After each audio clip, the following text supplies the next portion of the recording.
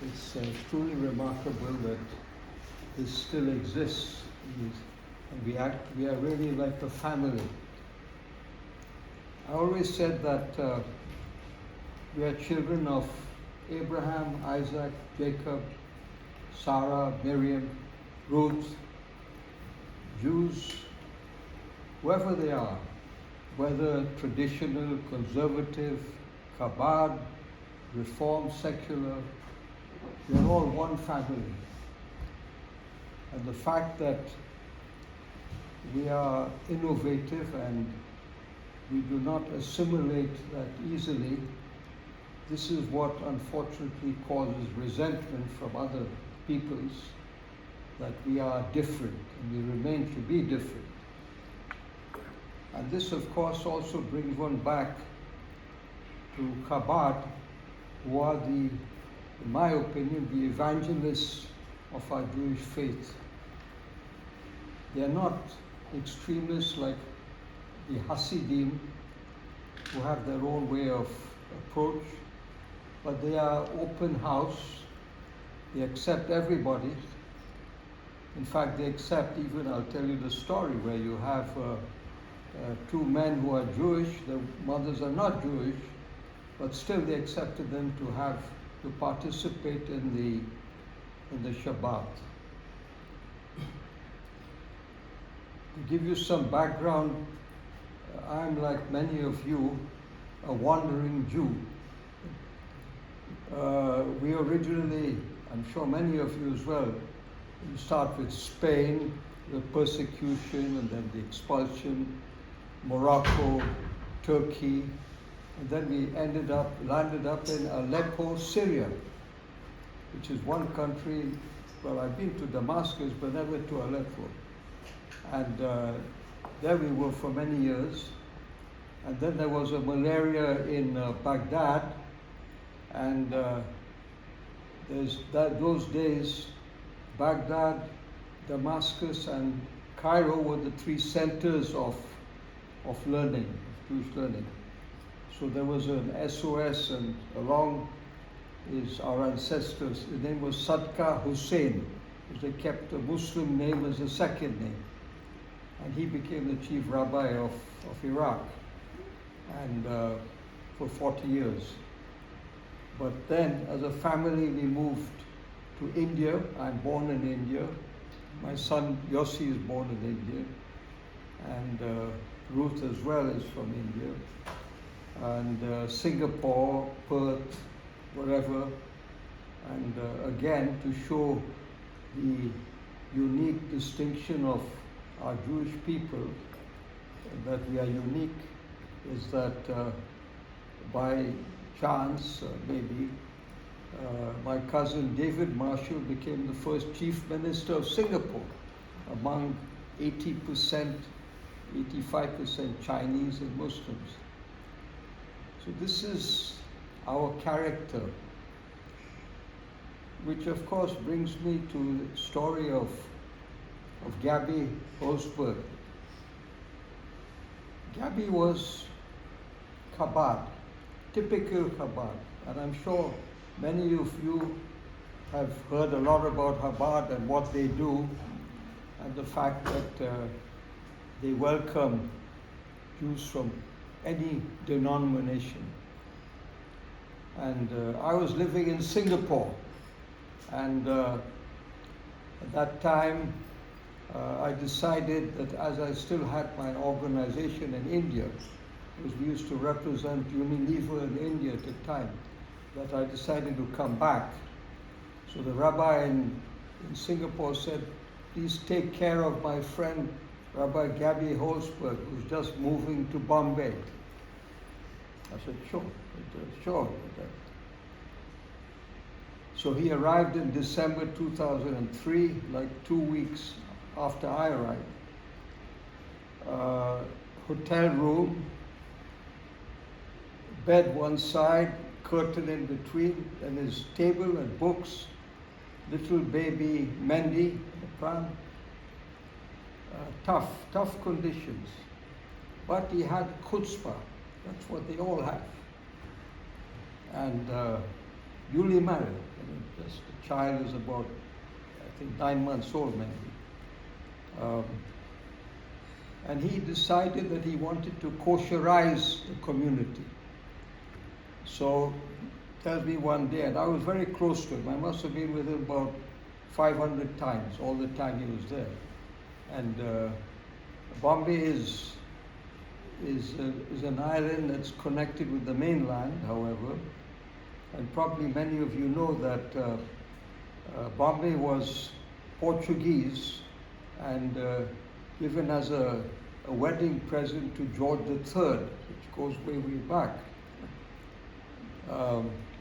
So he decides that he wants to slaughter as many chickens as possible. So he goes across the bay to another island and slaughters 250 chickens.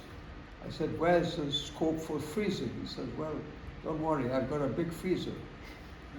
He proved his point, and next thing he delivered to the Israel consulate, Chabad Goa, and embassy in Delhi, and so on. Another time, you remember, probably you all remember, there was a tsunami which hit all of Southeast Asia. And so Gabby called me, he said, I need $600. I said, what for? He said, well, I have to go to the Andaman Islands because Israelis are intrepid travelers. They just go to some totally godforsaken place, and we are very worried. All the families from New York, everywhere calling him. So he gets on a military aircraft, and he lands there at this island. There are like 90 Israelis there. He said, what are you doing here? He said, well, don't you know that there was a tsunami? He said, no, it hasn't hit us. So he said, all right. He says, God has blessed you, protected you. He got each one of the men to put on tefillin. This was him, Gabby. Another time when he wanted to have his own building. So he called me and said, look, I've got this 5-story building which is available. I want you to come and see it. I come along. I said, you said you're crazy, because this is the most congested area with Muslims, Hindus, Christians, the whole lot. Nobody's going to come. I said, no, you have to come. So I went on the 5th floor, and I was staying at the Taj Mahal Hotel. He said, see, there's your hotel over there. So we can reach one another. Somehow he made it. But a few weeks later, he calls again. He said, look, they want to raise the rates by $100,000. Can you come and help me to negotiate? So I come along, and the agent explains that the building was owned by 3 ladies. One of them was not satisfied with the price, so she won $100,000 more. So I told him quietly, I said, you know what? You come to Chabad, we make you a Chabadnik for $100,000. He came to one of our prayer sessions. He became a Chabadnik, and he still took the $100,000. But this is life, and that's how it all happened. Now, what people don't know about Gaby and Rivke is that their first child, Mendy, beautiful Mendy, developed muscular dystrophy. And after 9 months or so, a year or so, he passed away. He had a second child, Dovi, the same thing. So my wife had an argument with Rivke, said, you can't carry on, there must be something, problem, the chromosomes, whatever. So I asked Gaby, I said, tell me, Gaby, how do you reconcile that 2 lovely children you lost? He said, I wrote a letter to the Rebbe. There's a book of letters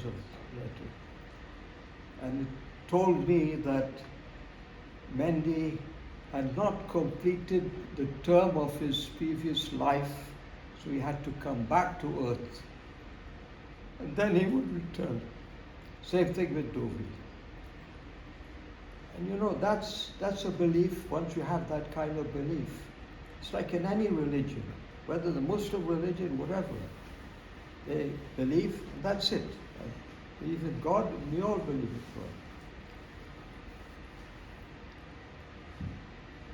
But talking about the attack of 26/11, I was one of the lucky guys to have left the Taj literally 30 minutes just before the terrorists arrived.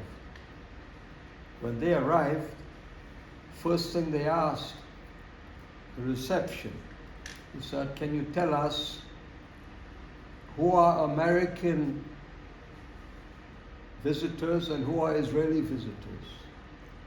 Because they were told this is how they should attack. Anyway, when I went out, I met a friend of mine.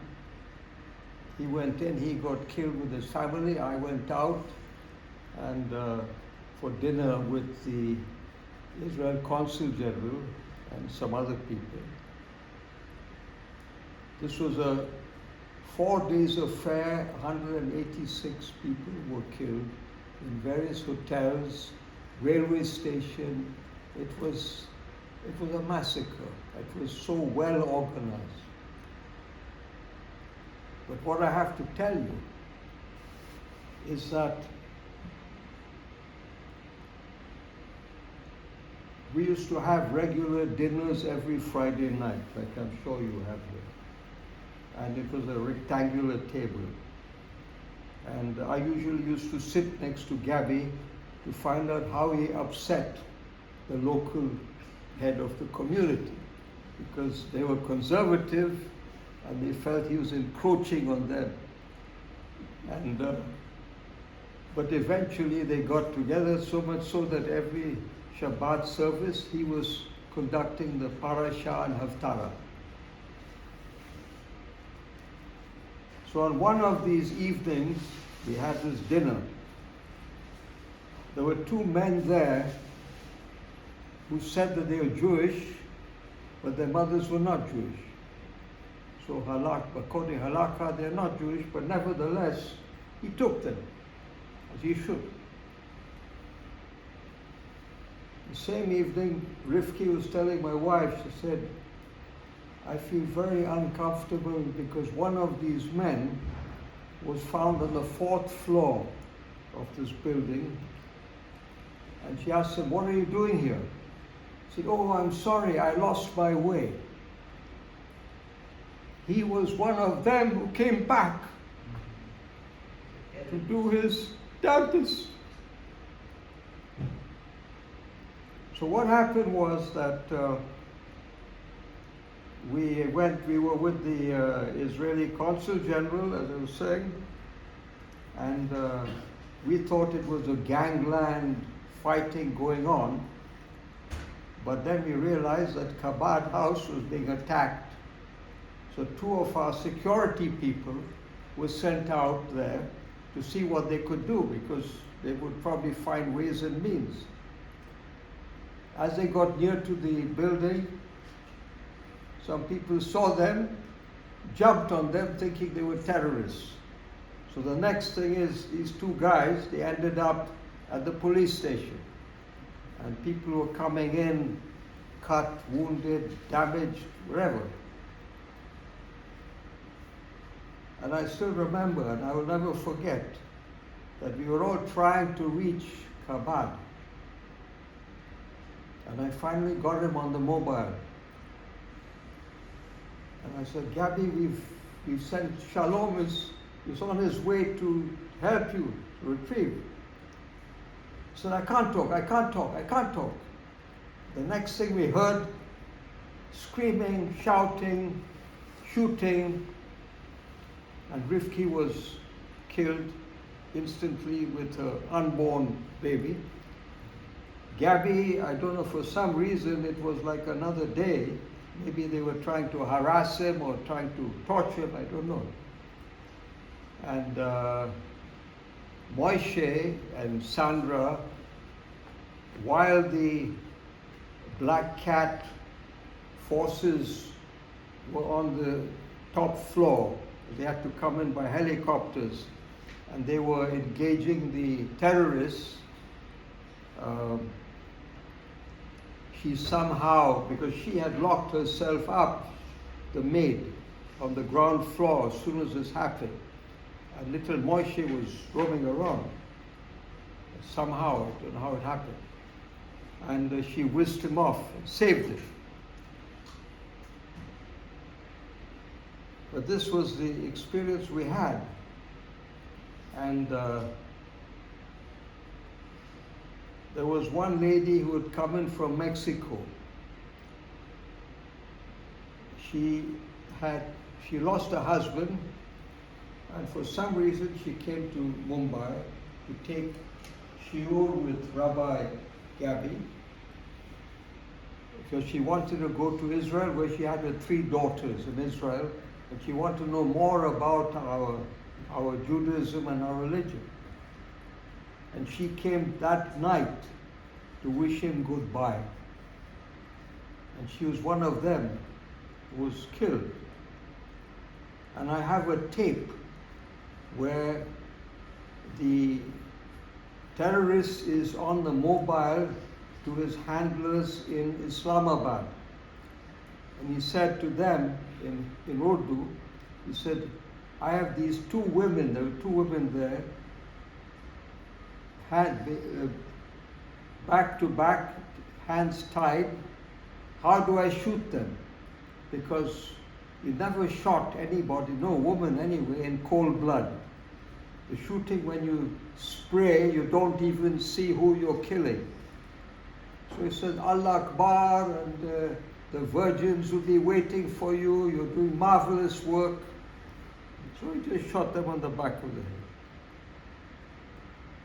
And of course, we believe, but actually there were like 12 terrorists, 1 was captured, fortunately, is that they really believed what they were doing was right. It was a well-organized affair. These terrorists who had eaten at the table of Gaby and Rivke had come to do his damnedest.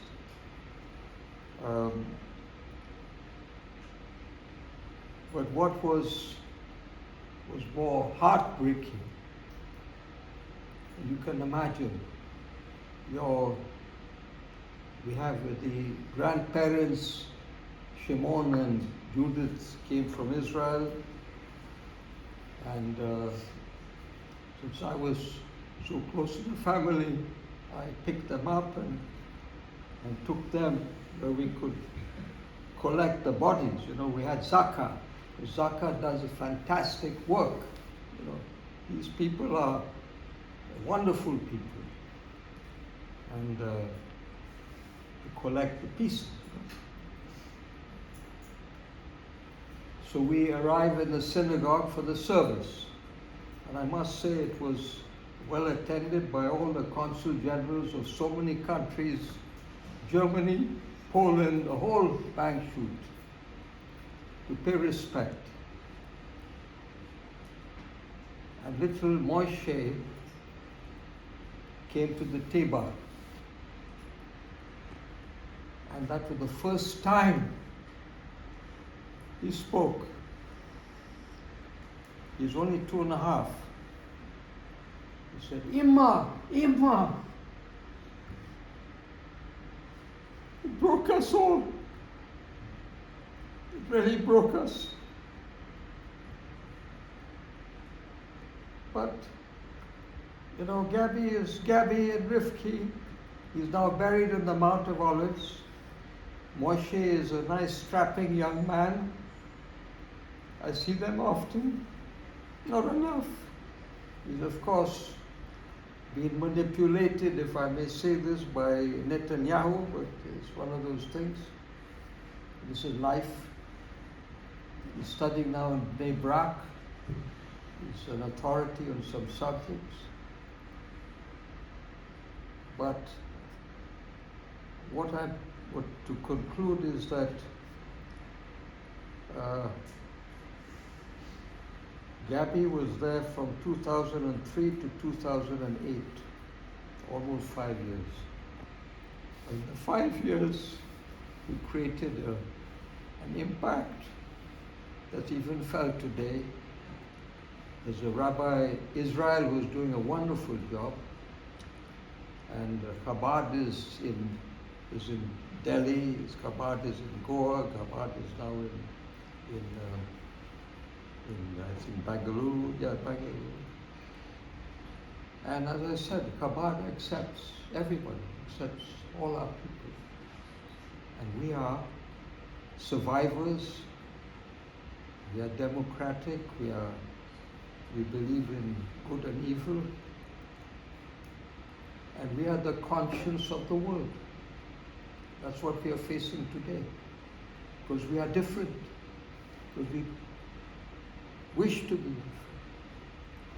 So I want to say that I want to thank you very much for this opportunity. I'm sorry if I became a bit more modern. I can't help it, because every time I think of it, I blame myself. I didn't stop him from taking that building. But you wanted it, that's it. That's chutzpah. Thank you very much. You have a wonderful community here, and I must say that my son is also enjoying being here with you. It's the love that you exhibit towards one another. And I wish you well, and thank you so much.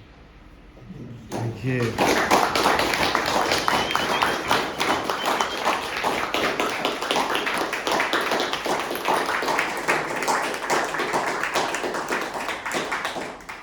Thank you so much for sharing that story with us, which I know is not easy for you.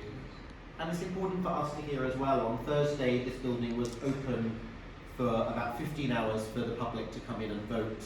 And the only things we had to worry about were hiding the microphones in case someone stole something of worth £50. And to be aware that there are Jewish communities who have much greater worries, who have much greater fear and risk, it should make us concerned for them, but also feel so grateful and blessed for where we live and where we are. So thank you for giving us that reminder and that story. You Really did, appreciate it. I just want to say one last thing. As I'm carrying a siddur over here, which Gaby gave me, and which he inscribed. So he's a clever guy. He made sure that I was alive, so that I keep an eye on his family. I believe that. And that's the book. Yossi, you I just wanted to say thank you for inviting my father to come and speak here, and his wife. They live in Israel at the moment, and it's a very difficult time for everyone there. And things are continuing. And it's quite stressful for them at the moment. We're very close to having the hostage exchange. We're very close this time. But, we have no choice. Hezbollah will have to be tackled at some stage sooner than later, because Iran is the octopus. The only thing is, I heard today that in the election in Iran, I'm not sure if it's true, but it's the border reform guy who's taken over. Sounds a bit hopeful. Because he's got the support of Rouhani and Zarif and Qatari. So maybe they make some move towards the west. But we have. Let's see what happens. And we have the best friends with Israel, and they still own half the pipeline there in Iraq. See what Thank you again.